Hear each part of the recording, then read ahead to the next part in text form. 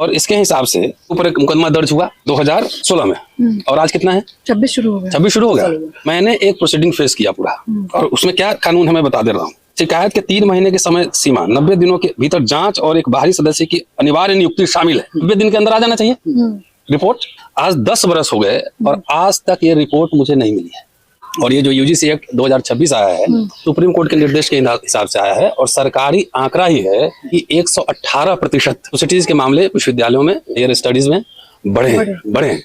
ये हमारा आंकड़ा थोड़ी है। हो जाती है, आपका केस रिकॉर्ड हो जाता है, अब मैं जाता हूँ मेरा रिकॉर्ड नहीं होता, आपके केस पे एक्शन होता है, मेरे केस पर एक्शन नहीं होता है।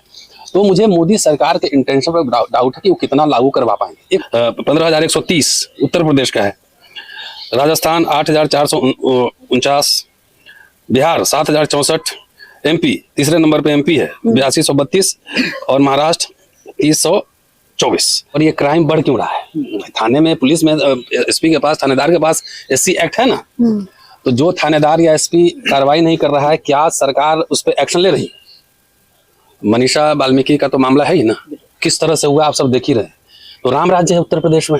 यूजीसी को लेकर देश भर में बवाल बढ़ता जा रहा है, लेकिन कांग्रेस के युवा नेताओं ने सड़कों पर आकर यूजीसी का ही विरोध किया।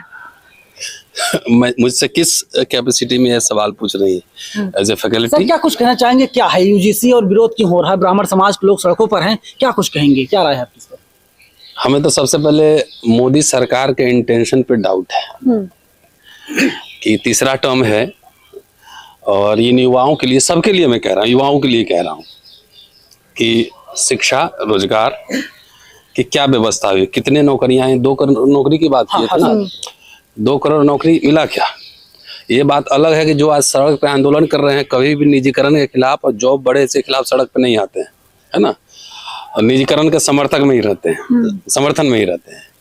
मोदी सरकार पे डाउट मुझे इसलिए है कि देखिए मेरे वहाँ आंकड़े हैं और ये जो यूजीसी एक्ट 2026 आया है ये सुप्रीम कोर्ट के निर्देश के हिसाब से आया है और सरकारी आंकड़ा ही है कि 118% एट्रोसिटीज के मामले विश्वविद्यालयों में, हायर स्टडीज में बढ़े हैं।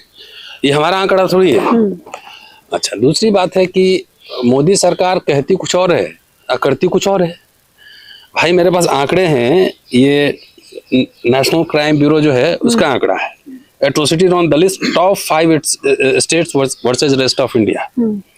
इसमें सबसे ज्यादा जो है ना 15,890 उत्तर प्रदेश का है, सॉरी 15,130 उत्तर प्रदेश का है, राजस्थान 8,449, बिहार 7,064, एमपी तीसरे नंबर पे एमपी है 8232 और महाराष्ट्र 324 और बाकी पूरे इंडिया को ले लीजिए तो 15,890 है। मतलब इसके बराबर सिर्फ उत्तर प्रदेश में दलितों के खिलाफ एट्रोसिटीज हुई हैं और एट्रोसिटीज एक्ट तो लागू है, तो इसमें कन्विक्शन रेट क्या है और ये क्राइम बढ़ क्यों रहा है?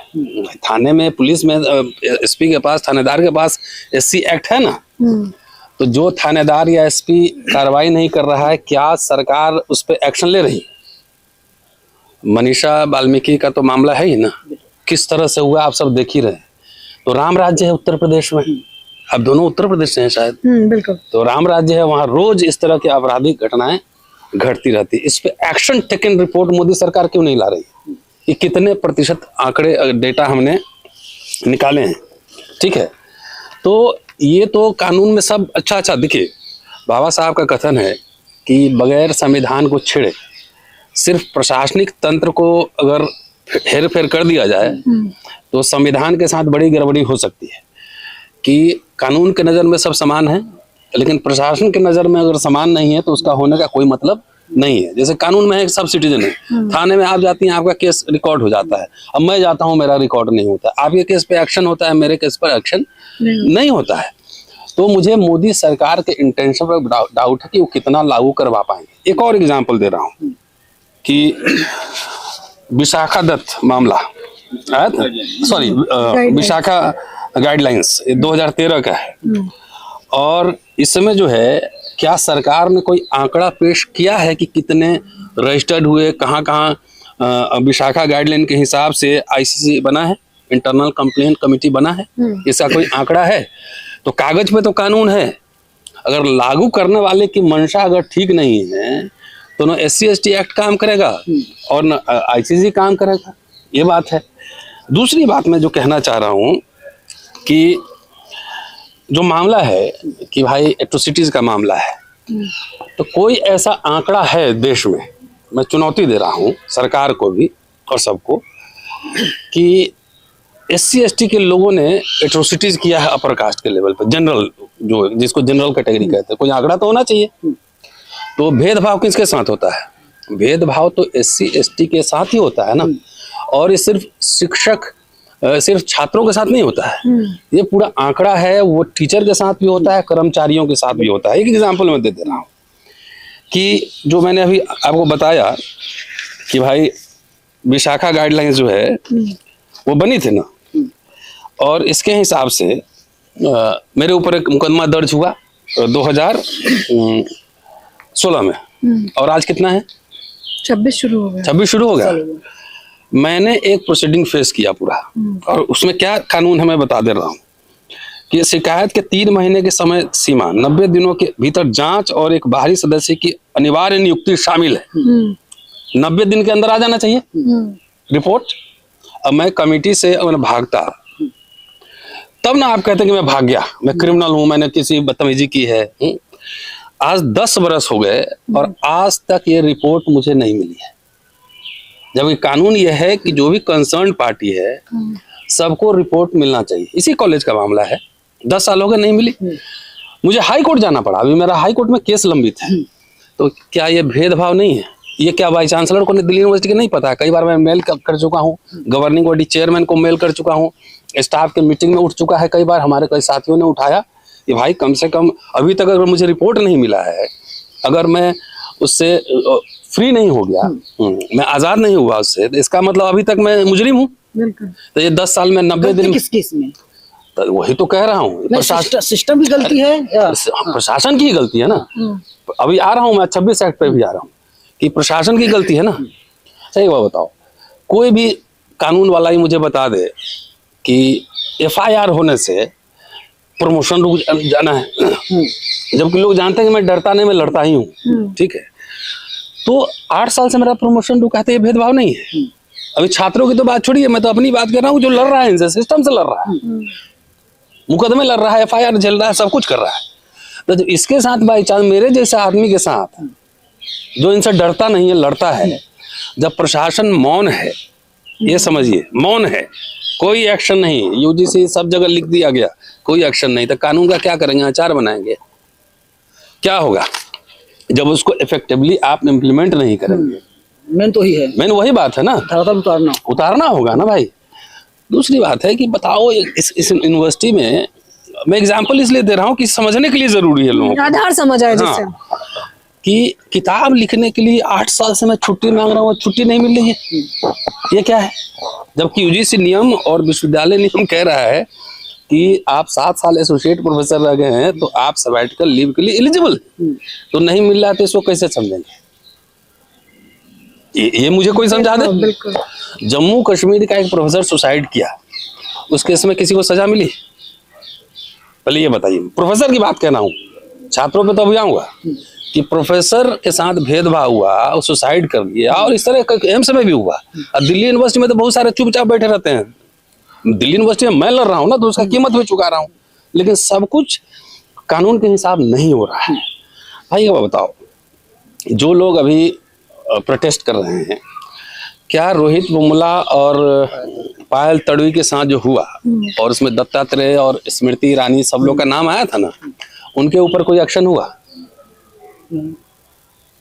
नहीं हुआ। तो वही तो कह रहा हूँ कि इसमें जो तथाकथित जनरल के उत्तर प्रदेश में ज्यादा हो रहा है।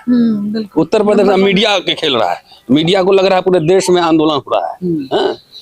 भाई BP सिंह को गाली देने वाले लोग वही आज मोदी को भी गाली देना, चाहे अर्जुन सिंह को भी गाली देंगे या फिर दिग्विजय सिंह को भी गाली देंगे, राहुल गांधी को भी गाली देते हैं। तो जो लोग ऐसे बड़े बड़े नेता को सोशल मीडिया पे गाली देते हैं, वो विश्वविद्यालयों में दलितों के साथ क्या करते होंगे, जरा इसकी कल्पना करिए। मैं तो यहाँ स्टूडेंट भी रहा हूँ, 35 साल का मेरा एसोसिएशन है इस विश्वविद्यालय। तो क्या करते होंगे इसकी आप कल्पना कर लीजिए। किसी के साथ एट्रोसिटीज का मैंने आपको कही दिया कि कन्विक्शन रेट जो है ना बहुत 9 के बराबर है, और मैं वो भी आंकड़ा दे देता हूँ आपको, मैं बिना आंकड़े के रहता नहीं है। कन्विक्शन रेट जो है कहाँ गया? हाँ, एक सेकंड ठहर जाना।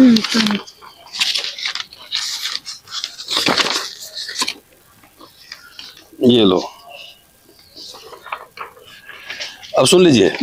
ये मोदी सरकार है ना, बहुत ऐसी बता रहे हैं दलितों के, नॉट फाउंड सुटेबल कर रहे हैं, निजीकरण कर रहे हैं, नौकरी खत्म कर रहे हैं। आगे देख लीजिए 2016 में 48,801 मामले थे। मोदी साहब कब आए थे? 14 में। और 22 में बढ़कर 67,000 मामले हो गए। रिपोर्टेड कह रहा हूँ, बहुत सारे तो रिपोर्ट भी नहीं लिखे जाते हैं। ये सरकारी आंकड़ा दे रहा हूँ।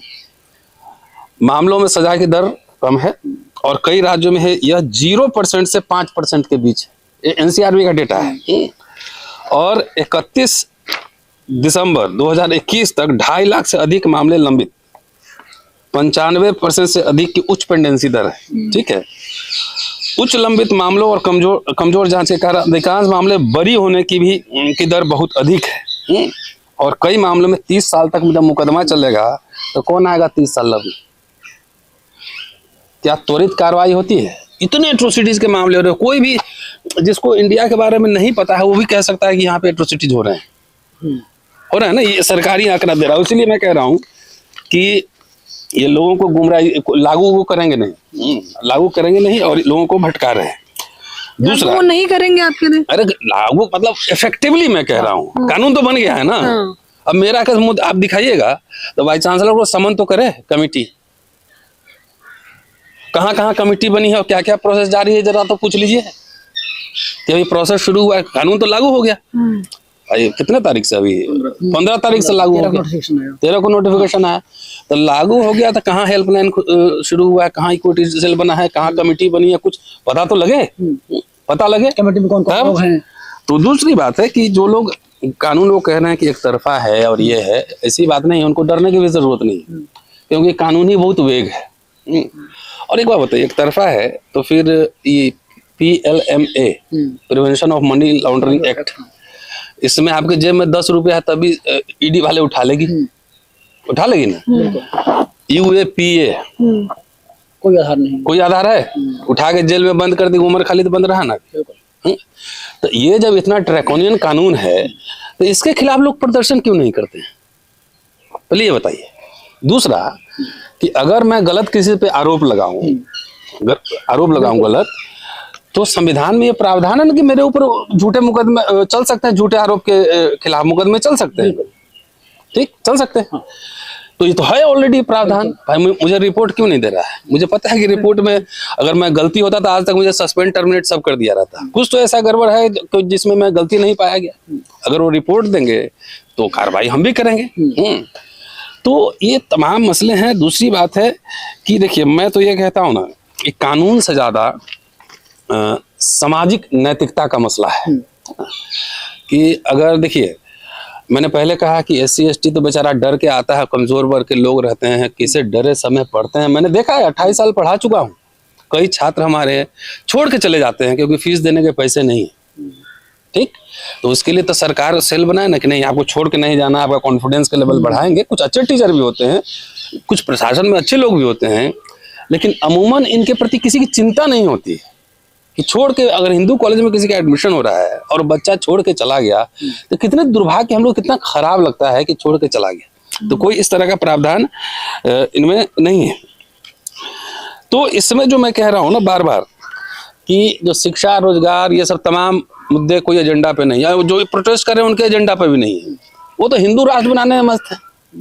हिंदू राष्ट्र में ये हालत हो गया है कि जो प्रोटेस्टर हैं, नौकरियां खत्म तो उनकी भी नौकरियां खत्म। मूल सवाल वही है ना कि नरेंद्र मोदी की सरकार है, यही लोग नरेंद्र मोदी को माई बाप बोलते थे और यही लोग अब आंदोलन कर रहे हैं। आप कह रहे हैं कि जो कानून है नया वाला 2026, इसका कोई मतलब ही नहीं है। नहीं, वो इफेक्टिवली लागू नहीं होगा ना। SC ST एक्ट तो है ही ना, इंटरनल कंप्लेन कमेटी है ही ना, तो SC ST एक्ट लागू है। बताइए मुझे कितना कन्विक्शन रेट है और कितनी गिरफ्तारी हो रही है। मैं तो यहाँ खड़ा होकर बोल रहा हूँ कि मेरे साथ भेदभाव हो रहा है। मैंने अभी दिखाया था ना पूरा यहाँ कैसे घर के चारों तरफ कचरा फैला रहा था, अभी सफाई हुआ 2 दिन पहले आधा अधूरा। तो जब मेरे ही साथ हो सकता है तो आम स्टूडेंट और टीचर और कर्मचारी की हालत क्या होगी। और ये बात नहीं कि पब्लिक ओपन, कई बार मैं कह चुका हूँ, प्रेस कॉन्फ्रेंस में कह चुका हूँ कई बार। अब आइए रेगुलेशन में जरा 2-3 लाइन में पढ़ के बताता हूँ इसमें कौन इस कौन। आंकड़े के बाद मुझे 2 मुख्य आपसे सवाल भी करने हैं। हम आप सवाल कर लीजिए पहले। हाँ, तो मेरा, क्योंकि आपने पूरा आधार बता दिया है हमें भी। पहले और एक बात संस्कार का मसला है। मैं ये कह रहा हूँ अगर घर में स्कूल में पेरेंट्स या शिक्षक बच्चों को ये संस्कार दे कि भाई भेदभाव नहीं करना, सब बराबर है, सब बराबर है ना। अंग्रेजी, बड़े बड़े अंग्रेजी स्कूल में जो है ना नफरत सिखलाई जाती है। अरे रिजर्वेशन की वजह से तुम्हारा हक चला गया, तो रिजर्वेशन खत्म हो जाएगा तो सारे जितने जो जनरल कैटेगरी तथाकथित हैं सबको नौकरी मिल जाएगी, सब यूनिवर्सिटी में पढ़ लेंगे।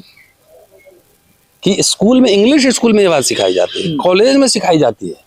अगर पेरेंट्स बताते हैं कि किसके साथ उठना है, किसके साथ बैठना है, किससे बात करनी है, किससे खाना खाना है, तो जो इस संस्कार का मसला ज्यादा है। मैं अपने बच्चों को ट्रेनिंग देता हूँ कि ऑल आर इक्वल, इंसान सब बराबर है। क्या जो लोग सड़क पे उतरे हैं